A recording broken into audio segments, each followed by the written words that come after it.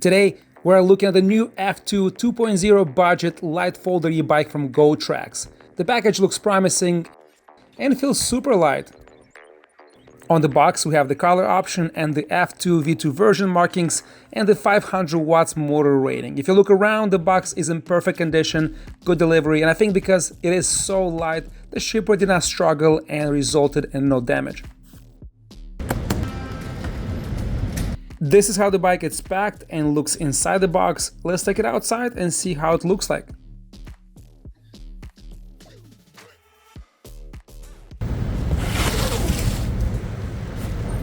Here's the Gotrax F2 V2 version, foldable electric bike assembled and ready to ride. Only took several minutes to install the front wheel and insert the seat post. The frame is a traditional folder and the design with the paint option just looks too good to be true. At the first look, the bike in person looks way too good for $899 price tag. The glossy paint and the graphics are very sharp and shiny. The integrated rear rack and the accessories of the bike game just makes this a deal even sweeter and more appealing. Long seat post and the front stem adjustment make this bike great for short and very tall riders. If you look closely, this frame is painted beautifully. Perfect welds, and this glossy reflection is fantastic. Clean cockpit and good quality parts. I installed the punch on the front. You can also install the back on a seat post, foldable frame, standard Shimano budget drive, and we have in the back 7-speed CIS cassette and 500 watt gear rear hub motor that looks as big as the 750 watt motors. Love this shiny blue paint.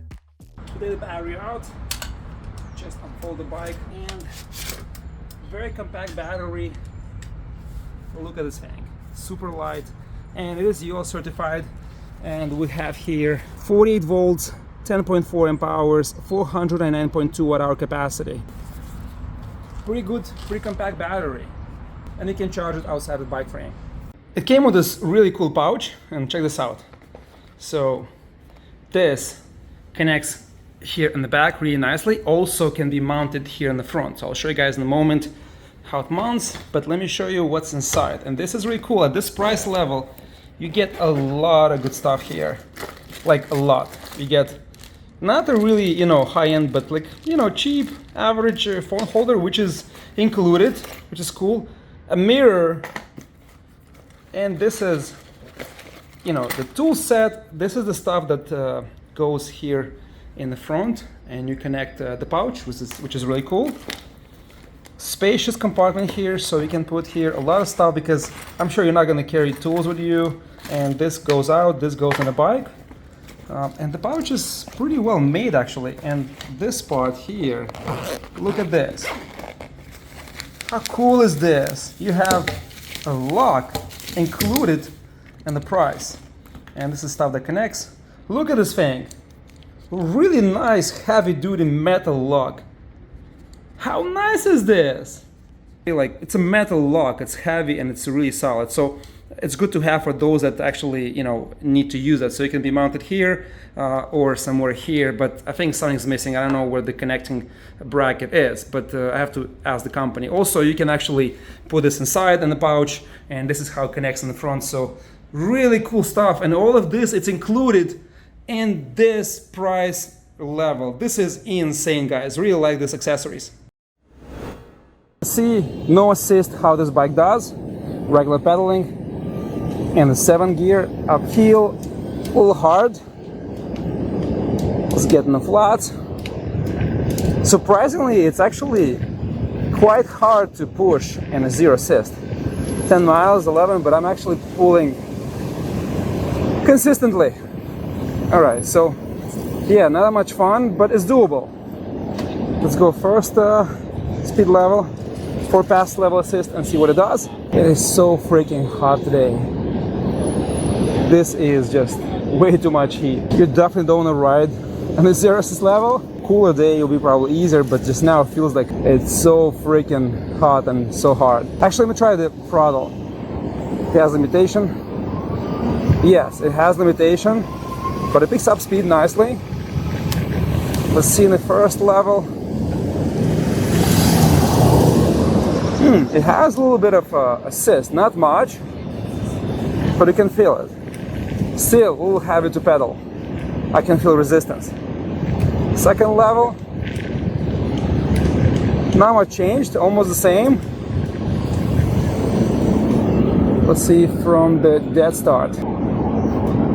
Oh, kicks in easier from the dead stop. So it looks like 13, 12 is the max. The GPS is still adjusting. It's got third speed level, a little bit of uphill here. When I shift the speeds, I don't see much difference.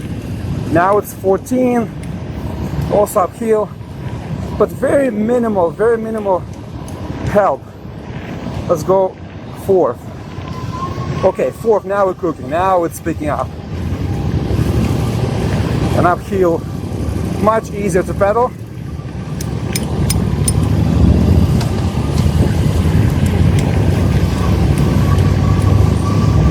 Let's see in the fifth level assist. Okay, this is much better. And this is uphill. Brakes are awesome.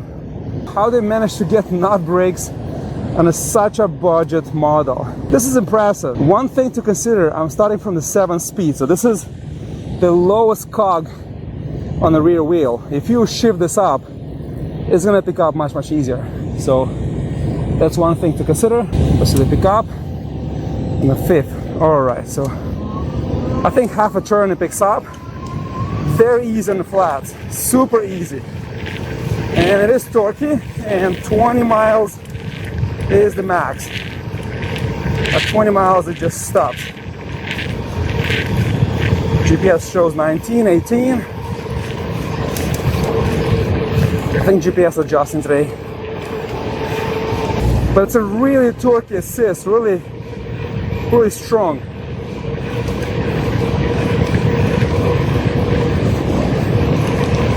Yeah, I think GPS is inaccurate today because it's over the place and I'm actually having a very constant speed. 22, 16, 21, so I think it's a solid 20. There's a hard limit at 20 miles an hour, but if you push harder past that, and depending on your fitness, you can get a higher top speed. I can maintain 23 to 24 miles an hour, but probably not for too long. 21 to 22, it's much easier for a longer time. If you start riding on a 3rd or the 4th speed on a cassette, accelerates from 0 to 19 miles an hour in seconds. Very strong setup and so easy to accelerate fast and pick up speed. It takes off from dead stop so quick and so easy. Super torquey. The range test was different from all other bikes I tested so far in 20 by 3 inch size and foldable. The 10 amp hour battery, which is US certified and under $900, which I have not seen so far anywhere. And so tiny, but because the bike is so light, I managed to get close to 25 miles in range, which is beyond impressive from such a small pack. And the bike was still going and no lag and strong until the assist completely weakened and started to fragment. So look guys, 24.1 miles and still the battery's flashing, there's no more lines left, and it's still good torque, it still picks up speed fast, look at it. Great performance on this battery. This is really good guys. For this price, you're getting a very good bike here. 18 miles an hour, the battery flashing is still very strong. The motor's still kicking slowly, it's like fragmented, like in and out.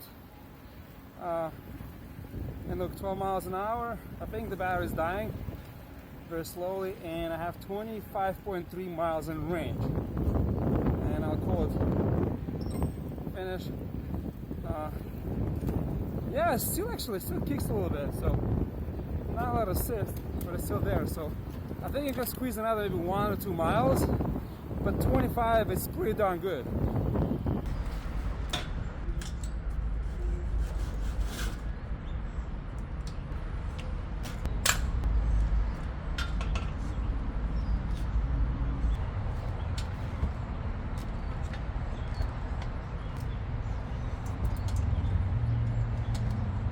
The bike is so easy to fold and load, only weighs 58 pounds and it's pretty compact. I have space in the front, on the side. I can also put stuff on top of the slider. Also folding, it's seamless, so easy, and it's about 10 seconds depending how fast you fold and if you have any accessories on the bike. Very compact, light e-bike without the battery, and here are the sizes, post and website. And the battery can be charged outside the bike. Here's the charge port for the charger, the connections, a little bit of cushioning so it doesn't rattle inside the frame.